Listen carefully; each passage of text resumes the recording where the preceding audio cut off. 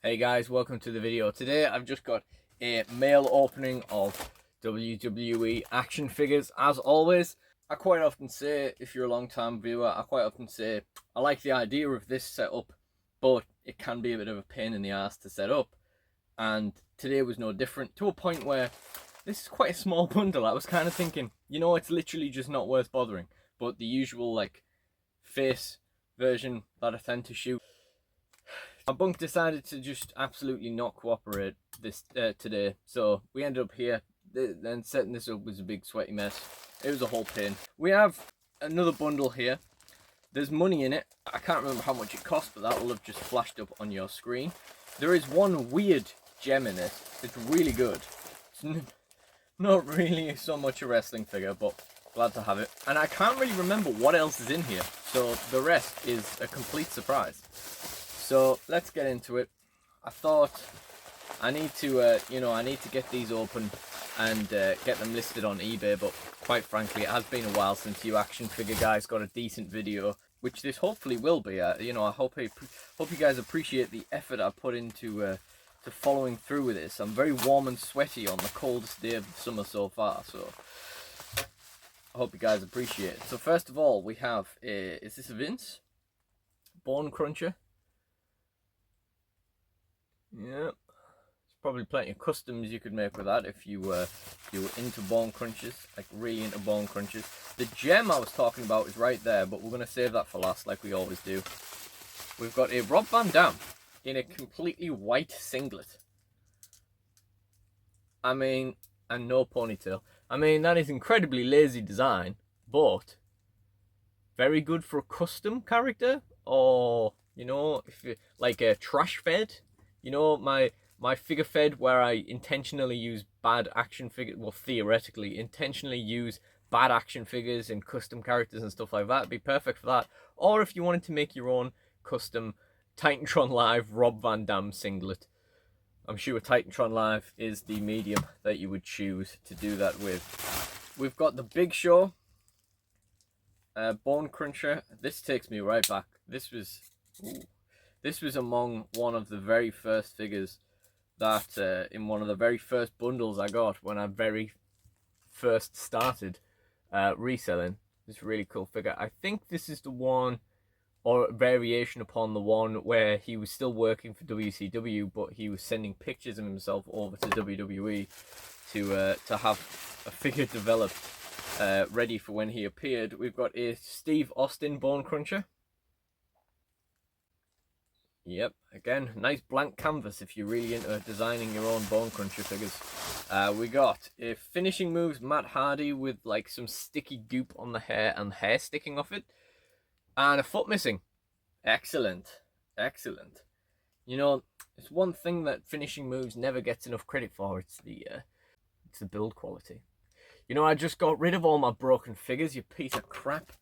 Some guy bought a bundle off eBay and then said, do I have any more? And I was like, yeah, take the lot. And he took like 30 broken figures off me in the end. That had just accumulated over the years. We've got a Stone Cold Titantron. Now it's Nissan Now it's Nissan. Now this is a Nissan. Now it's missing the knee pads. But this Stone Cold is, or at least it looks like, a variation upon, is the exact Stone Cold that used to be the DSW Stone Cold, the DSW Stone Cold, the Titantron Live action figure that ruled the roost because it was the only one I had. It was slightly chewed from my friend's dog, because that's how I'd got it. Like his dog started eating his figures, so he gave them to me, and I was like, yeah, I'll take that anyway. And it had one really loose leg, which this one doesn't seem to have. If I ever followed through my idea to recreate some of the DSW moments from when it was like kid-fed from my childhood, I would maybe use this Steve Austin to emulate that Steve Austin. What else we got? We got one more figure in this bundle, another Bone Cruncher in this bundle, and that is Ken Shamrock.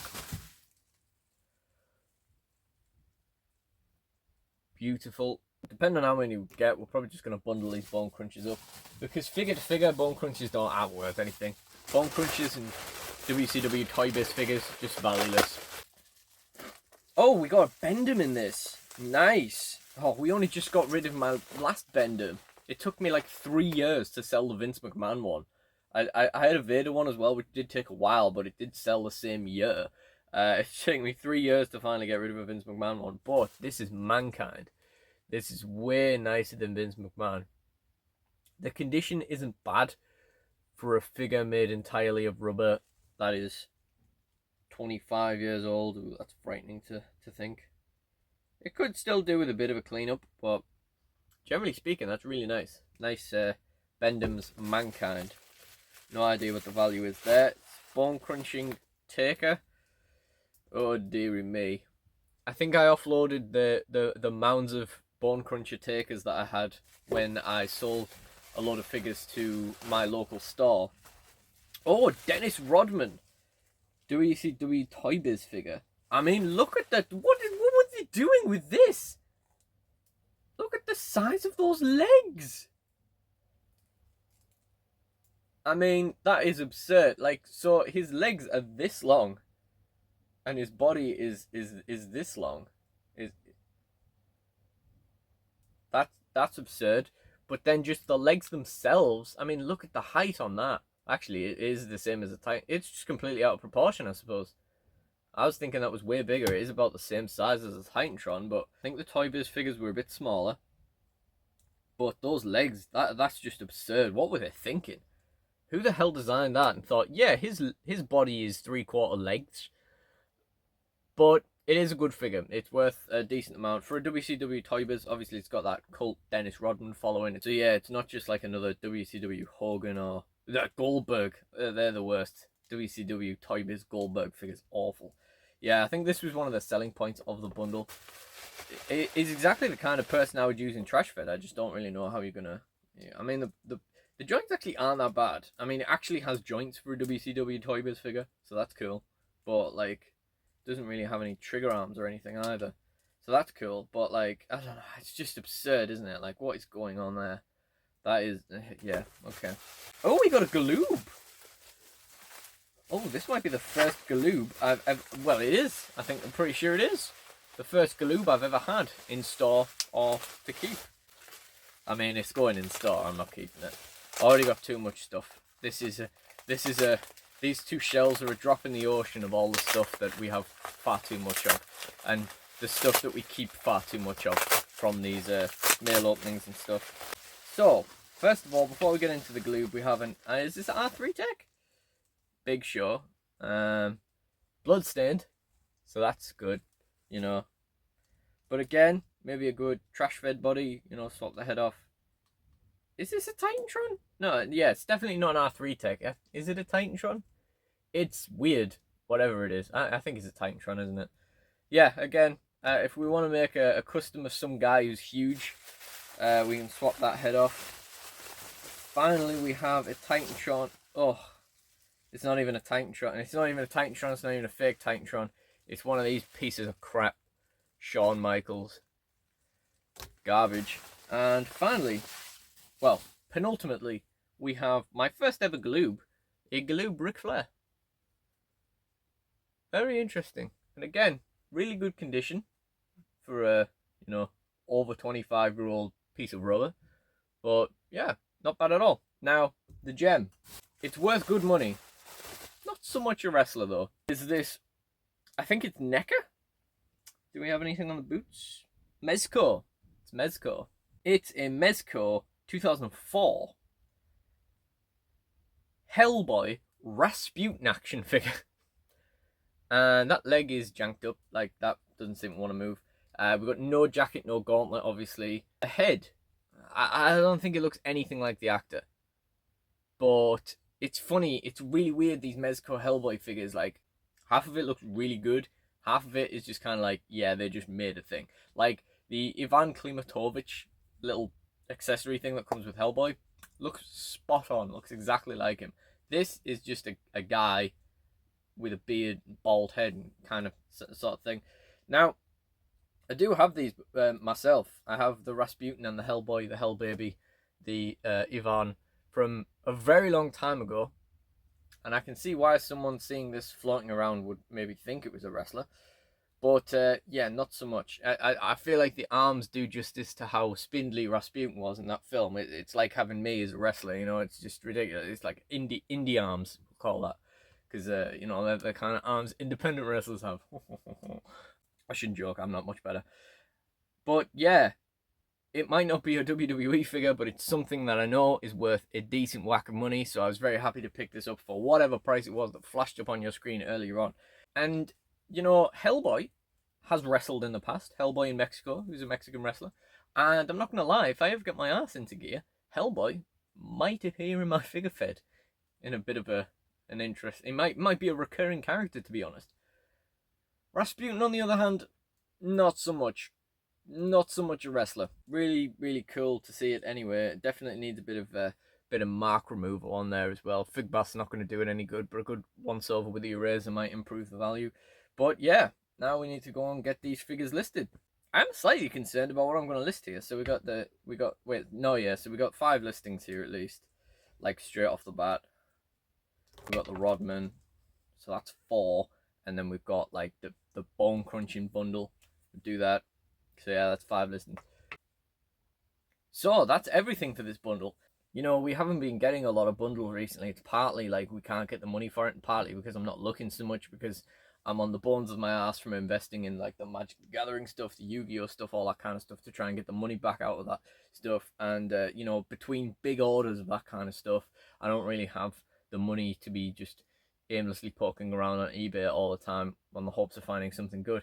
So it's partly that. Obviously, I was struggling to actually get the bundles in as well, but I'm almost certainly going to abandon buying at least the Magic the Gathering packs, and going down to just Yu-Gi-Oh means there should be like a fair bit of money opened up, because again, new action figures don't seem to do an awful lot for me. I think we've found I managed to sell a few of the Marvel Legends War Machines I got in, but everything else is just lingering, and it's like, okay, great. So new action figures aren't the one. Magic the Gathering is not the one. Used wrestling figures, it can be the one if we can start getting them in a bit more. Like if we can start finding the bundles, winning the bundles, and then actually getting the figures back out the door. I've had some really good stuff in the last couple of months, and it's just been like watching paint dry, waiting for it to sell, and you're just like, come on guys, these are really good figures. But yeah, hopefully, you know, maybe we'll see some more of this action now. I'm giving up on the Magic the Gathering stuff, but yeah. I know you guys enjoy the mail opening videos, and you know, I would like to do more of them for you. It's not entirely my fault that we don't have them coming in. You know, even if I was there all the time, you can't win what you don't win, and there's only so much money I want to spend on these things before, you know, you're not making any profit. And I've got lots of figures cluttering the place up at the moment as well, so yeah. And you know, again, since we didn't pass the driving test, the idea of offloading these things at boot sales is out the window as well, so that slows the whole thing down as well. But yeah, and if you're a regular viewer, stay tuned for the outtakes, because they're pretty funny and ridiculous in this one. And if you enjoyed this video, please do like, comment, and subscribe. Let me know what you thought, and check out the DSW mail openings playlist in the end screen for more videos. And I really do appreciate you guys joining me, so thank you all for watching, and goodbye. God, it's been a while since I actually filmed something that wasn't a pack opening, and I forgot how often we get interrupted doing these mail videos. Jesus Christ. You know, if I ever went through my ideas of recreating some of the old days of DSW when it was kid fed, then the doorbell will ring, the dogs will start barking, and soon enough, the door will open. Because I just started filming a video 5 minutes ago, so that means everything must come alive. I'm not even going to pause it. Arm's quite loose though.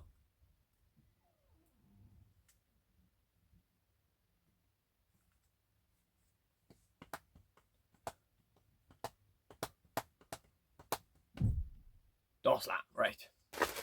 I'm going to sneeze.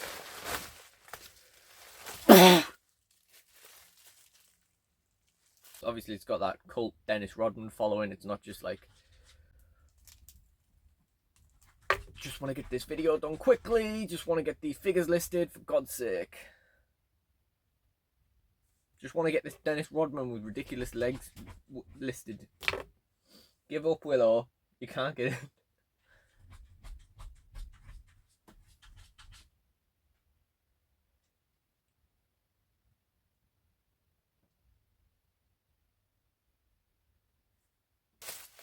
I've got a lovely bunch of coconuts.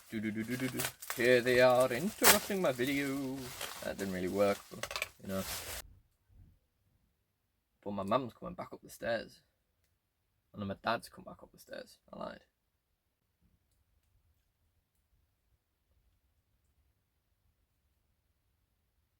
I hope that P sound isn't coming through, because it's very loud. Although, it's quite a ways away. I've never had an interruption from that before. It's quite a ways away, but it is very loud. You know, have you ever seen that meme of like the toilet bowl, where it's like, you know, you got the different parts of where you aim? No one in my family uses the silencer, let's put it that way. Half of it looks, you know, door slam again. Anyway, probably edit all that in somewhere. Edit that big rant in at the end.